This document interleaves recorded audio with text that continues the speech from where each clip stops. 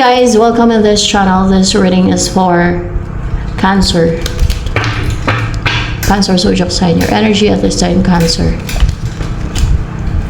Ay, kulang ka sa confidence, kulang ka sa tiwala sa sarili mo ngayon.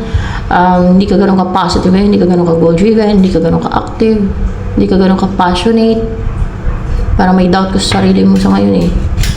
Or there's insecurities sa iyo ngayon. Pwedeng visit niya ng iba sa iyo, kaya ganyan ka. Pero ano naman eh, nakatulog ka na ng mahimbing eh. Nag-recover ka ngayon. Nag-recover ka from hard times, sa mga pinagdaanan mo sa buhay mo, o sa mga visit ng iba. Nag-recover ka sa pwedeng sakit or mahirap na pinagdaanan mo talaga sa buhay. Yun.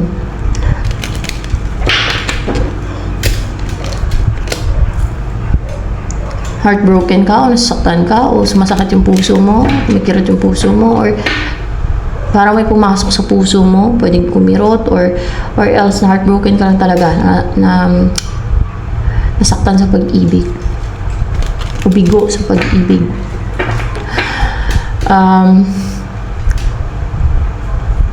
Ano ang pagbabago ngayon sa buhay mo? So there's blessing, matatanggap mo blessing or new beginning or new love life, new relationship. What's with the Ace of Cups dito? Simulan.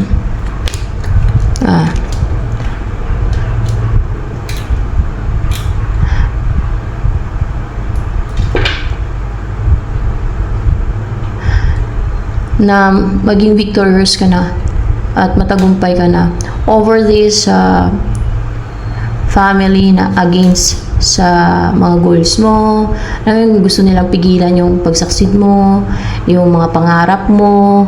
Ano ba yung gustong pigilan itong family na to, yung goal mo sa buhay? May mga ganun kasi, gusto ka nilang kontrolin ng family na yun. Ewan ko kung anong family yan, baka nasa lugar nyo lang yan. At may mga ganyan kasing tao eh. Yung buhay ng ibang gusto nilang kontrolin. Yun ang pinapupukusan nila instead ng buhay nila. May mga ganon. Mga controlling at pakailamira. Yun ang mga pakailamira talagang mga tao. At mangontrol pa sila ng buhay ng iba. Pati goal ng iba gusto nilang kontrolin. Dati hindi ako makapaniwala niyan. Kung hindi nag-comment yung isa sa kanila, no? May nag-comment dyan sa video ko yun huwag ka na mangarap, sabi gano'n. Ako yung sinasabihan niya, hindi yung iba. Huwag ka na mangarap, sabi gano'n. Pag lumipad ka, hati yung katawan mo, sabi gano'n. Gusto niyang kontrolin ako. May mga ganong tao. So, experience ng iba yan. May mga ganon ding toxic na mga tao at gustong mangontrol sa kanila. Kapitbahay ko lang daw siya. Ewan ko kung kapitbahay ko nga ba yun. Baka kasi may mga gusto din talaga mangontrol sa akin dito. At hindi lang yung gusto nila akong kontrolin. May ginagawa pa nga mga witchcraft eh. Iba-iba eh. Pag alam kasi nilang umaangat ka o kaya ay nagbubunga yung mga pinagsikapan mo o pinaghirapan mo sa buhay, effort mo, gusto ka nila hilain, destroy, gagawin nilang lahat kahit na demonic para lang sirain ka. Umiiral yung inggit nila o greediness, gusto nilang power and control, mga ganun. So, pero magtatagumpay ka na over this family na to, na gustong mangontrol sa pangarap mo. Ayaw nilang may maabot kang pangarap, ayaw nilang may goal ka, ayaw nilang mag-ambisyon ka, ayaw nilang marating mo yung mga pangarap mo sa buhay mo. So, ano yung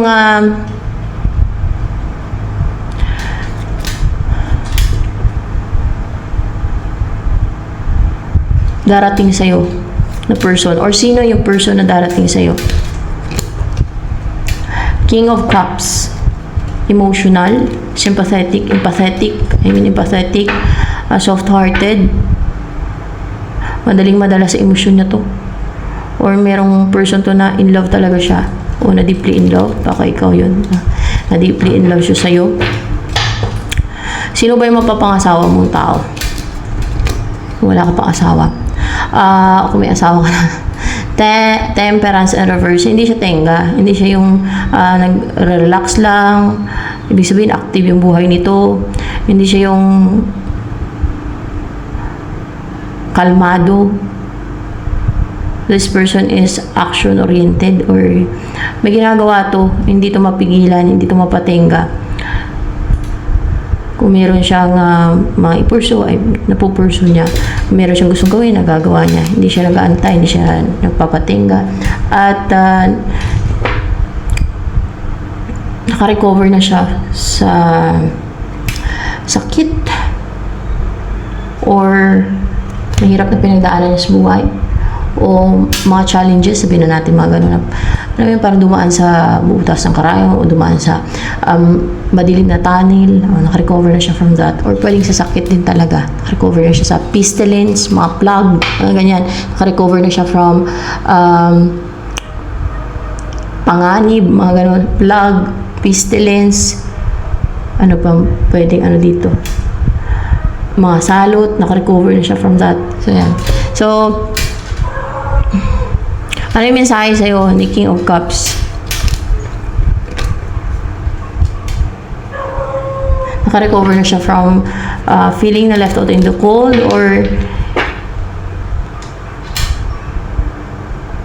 or sa financial constraint or yung financial crisis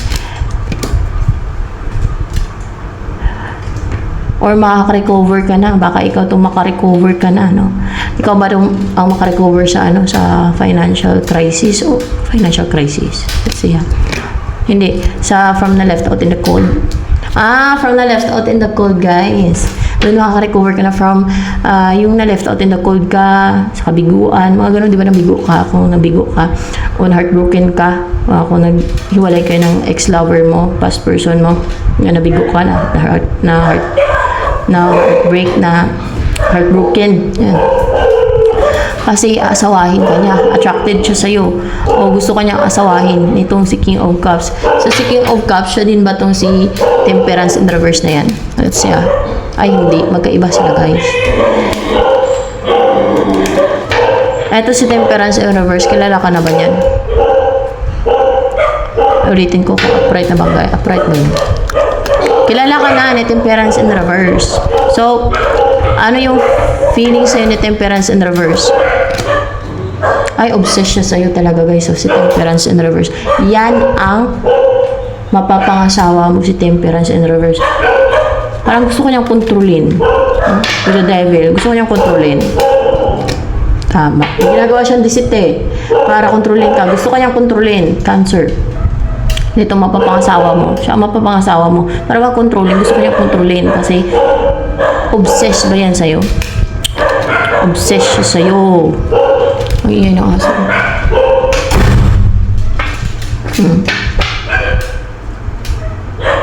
Kasi ito naman, sobrang attracted daw talaga siya sa'yo. Si King of Cups. Pero itong makatuluyan mo si Temperance in reverse. Yung obsessed sa'yo na gusto ka niyang kontrolin. Di ba ganun yung mga obsessed? Gusto nila kontrolin yung person nila. Lahat na lang. Basta ganun sila, di ba? Pag obsessed na mga tao.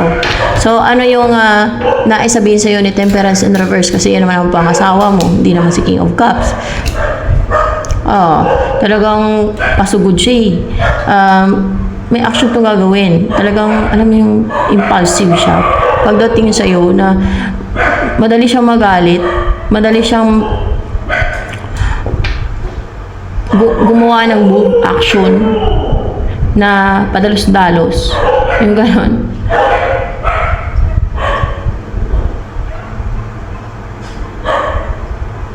Nagagalit ba to pagka may nagkakagusto sa'yo ng iba? Kasi kung obsessed sa'yo, hindi naman.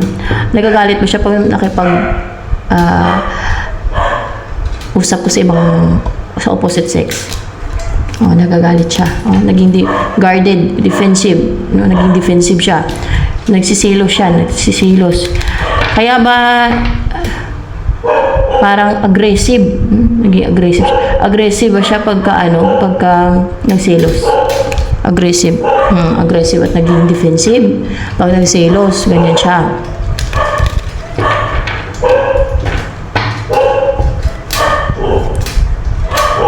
Ano ang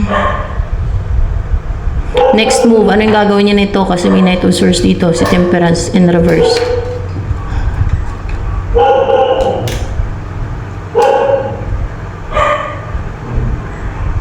May gagawin siya malungkot.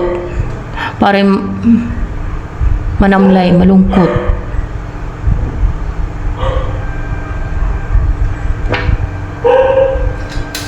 More clarification sa gagawin niya with the Knight of Swords here. Para hindi bumuo ng pamilya, hindi mabuo ang pamilya, para hindi makabuo ng pamilya, hindi matupad ang wish ni Four of Cups. Sino ba yung Four of Cups na si King of Cups? Hindi. Ikaw, para hindi ka makabuo ng family, para hindi ka mamuhay ng yung wish mong buhay with other person. Kasi ang gusto niya, siya ang makatuluyan mo, obsessed sa'yo yan. Gusto niya kontrolin ang buhay mo. Yan ang ginagawa niya. Controlling, gusto niya kontrolin. Gusto niya malungkot ka, na siya lang ang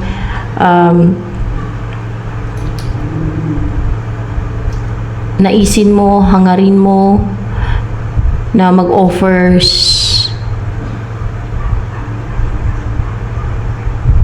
ng cup of love sa'yo, gano'n, or offer, or marriage. Siya lang inaantay mo na mag-offer sa'yo. I-reject mo yung iba, hindi ka makontento sa iba, hindi ka masaya sa iba, hindi ka maghangad ng iba na gusto mo pangasawa, basta ganun. May gagawin to na aggressive siya. May gagawin niya na aggressive siya.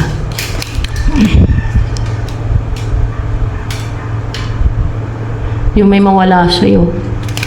Yung may malose ka. Yung ma-opportunity na makapag-asawa ka ng iba. Baka ganun, kasi gusto niya yung opportunity na makapag-asawa ka ng iba. Diba? Controlling siya. Gusto ko niyang kontrolin.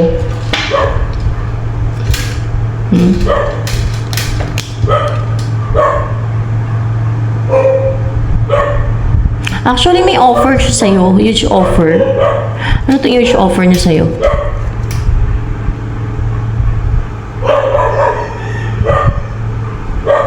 Kasi in reverse eh. Pero pwede pa ito pahalang. Parang in reverse, pero parang pahalang din. Ano ba yung upright na yun? In reverse pa talaga. Upright. So, ito yung offer niya sa'yo. Yung Six of Cups.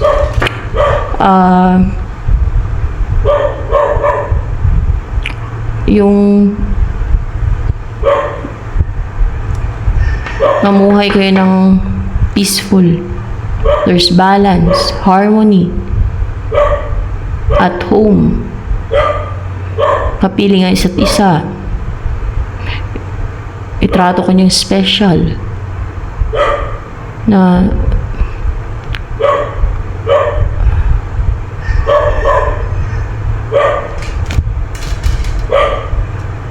magkasundo kayong dalawa. There's harmony sa inyong relationship o sa inyong pagsasama. Pag magsama na kayo, huge offer to na mag-settle yan sa'yo, mag-commit yan, mag-commit. At ito yung offer na din, ang lalayo na kayo,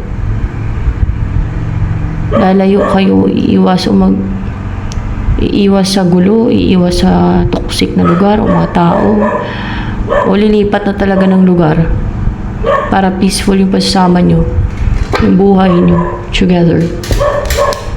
Yan. High Priestess.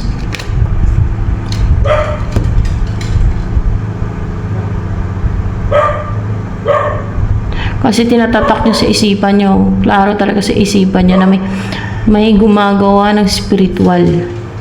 para gumagawa ng spiritual sa inyo para hindi nyo makontrol yung isip nyo para maging powerless kayo. Sila na mangontrol sa isip nyo, sa buhay nyo, sa takbo ng buhay nyo, sa relationship nyo. Yan.